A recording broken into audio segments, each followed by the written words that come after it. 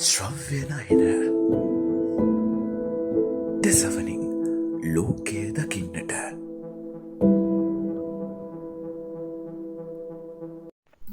Hello everyone, and today we are back with another story. This time the story is about one of the favorite games that we like to play, hide and seek. The story was written by T. Albert. James, his sister Sally, and Mark, their best friend forever, was bored. They played all day long, but now it was dark and it was difficult to see. They had nothing to do. They couldn't play soccer because they couldn't see the ball. They didn't want to go inside and play a game because it was a beautiful springtime night and they liked being outside, especially after having to play inside all winter long. They just didn't know what to do, and it was a little too early for them to go home. "I guess I'll go home," Mark said in a sad voice. "Oh, come on," replied James. "We still have time for another game of something." Then Sally said, "I have an idea. Let's play hide and seek." "I was just going to say that," James said. "Yeah, I'll bet," replied his sister.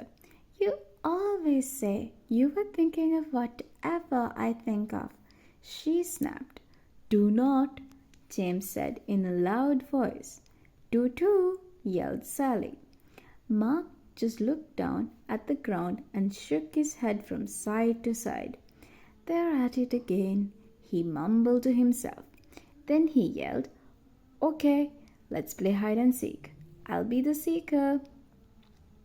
He turned, faced a big tree, closed his eyes, and started counting out loud. 100, 99, 98, 97.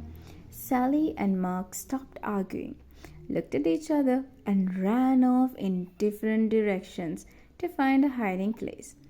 In the distance, they could still hear Mark counting. 4, 3, 2, 1. "Ready or not, here I come." Then he turned and began looking for places where they could be hiding. Finding Sally was easy. She always ran off and then circled back so she would be close to base, the safe place to get before being tagged. Mark looked for the biggest tree and ran towards it, but she wasn't there. "I bet she's behind that big bush," he said to himself. So he ran to it and was ready to tag her, but she wasn't there either. As he turned around, he saw James running towards base and darted after him. Just before he touched James' shoulder, James tagged the base and yelled out, "Safe!" "Did you get Sally yet?" James asked. "No," said Mark.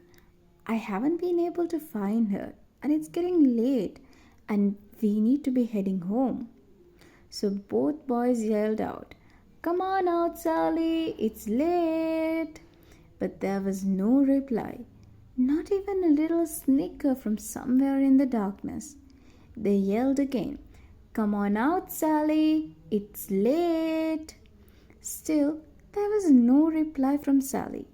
They began to worry and started searching for her.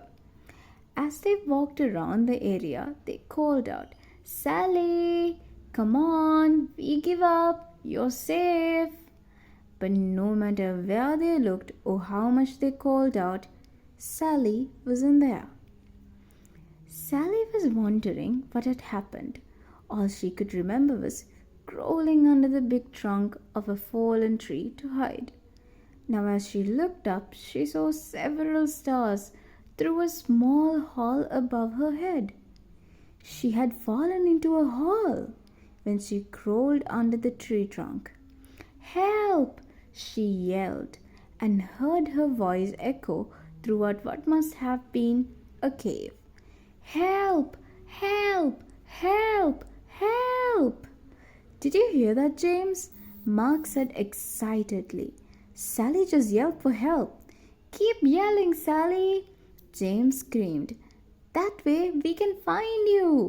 Sally heard her brother and kept screaming. After a short while, the boys were standing next to a big tree trunk. "Hey, are you stuck under this tree?" asked James. "Kind of," Sally yelled. "When I crawled under it to hide, I fell into a cave. Please help me. I'm scared. It's dark and I can't get out." Mark said, "James, you stay with Sally and I will go get my dad." Then he dashed off into the darkness. "Don't be scared," James said. "I am right here with you." "No, you're not," Sally sobbed. "You're up there and I'm down here." As Sally turned in the darkness of the cave, she bumped into something, screamed, and began to cry. "What's wrong?" James yelled. There's something down here with me," Sally replied in a shaky voice. Just then, Mark and his dad came, running through the woods. Mark's father knelt down and asked Sally if she was okay. He could hear her crying and sobbing. "Sally, are you hurt?" he asked. "No," she said, but I'm scared and there is something down here with me." "Stand back, Sally. I am lowering a rope and you will be down with me in a second."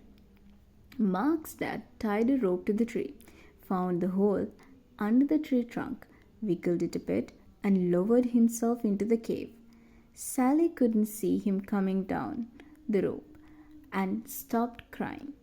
Not only was he there, but the cave became brighter from the beam of his flashlight as he danced across the cave's walls. As he reached the floor of the cave, he shone the light on Sally and gave her a big hug. "Don't be frightened," he said. "I'll have you out of here in no time." Then he shone the light around and saw that she had fallen into a small cave. And very close to her, in the middle of the cave, was something wrapped in layers of old blankets. "Mark, James, there's something down here. I'm gonna tie it up to the rope and I want you to pull it out." "Okay," they replied. The boys pulled out the object, untied it, and let loose end of the rope fall back into the cave. The cave wasn't deep, and Mark's dad boosted Sally over his head so she could crawl out.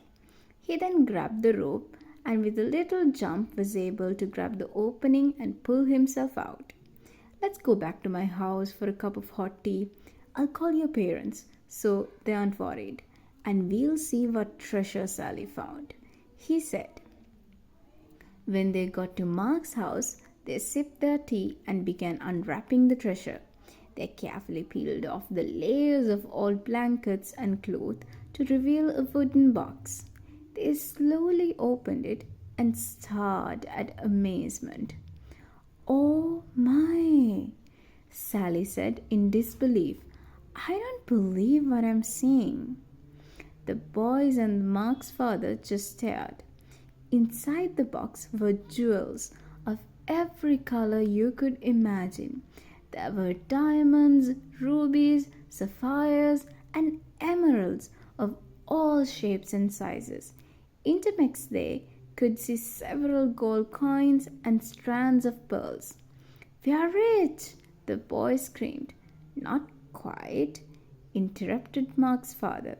"Someone could have lost this, and I don't think you should plan on spending any of it until we find out a little more. Besides, Sally found it." "I'll share it," Sally said happily. "That's nice, Sally," replied Mark's dad. "But the right thing to do is to contact the authorities." The next day, the four of them and Sally's mother drove to the police station, explained what had happened, and gave the treasure to the police to hold on to while they conducted their investigation. They left the police station sadly, and even the double-dipped ice cream cones Mark's father bought for them didn't make them smile. They drove back in silence. Several weeks passed with no word from the police. Then, one evening, Mark's father called James, Sally, and their parents. The police just called and I think you should come over right now. He said, I'm afraid there is some bad news about the treasure.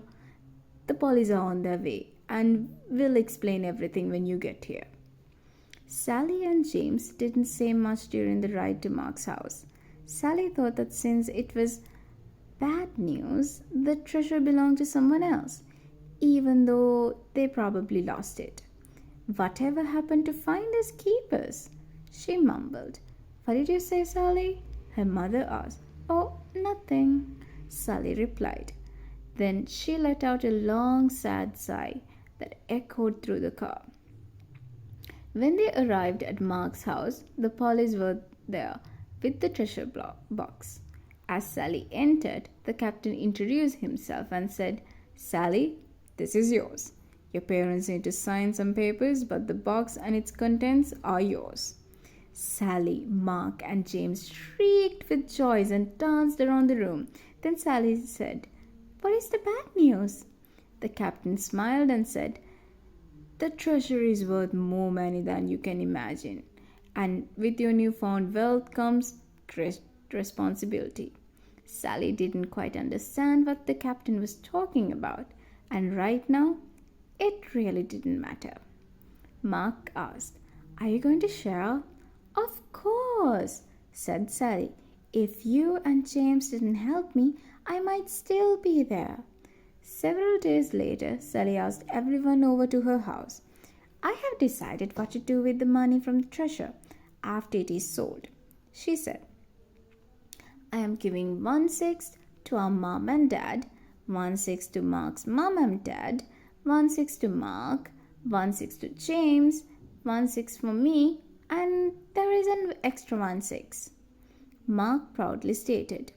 He loved math and was right on top of Sally's calculations. No, there is not, Sally said. Is too, James said.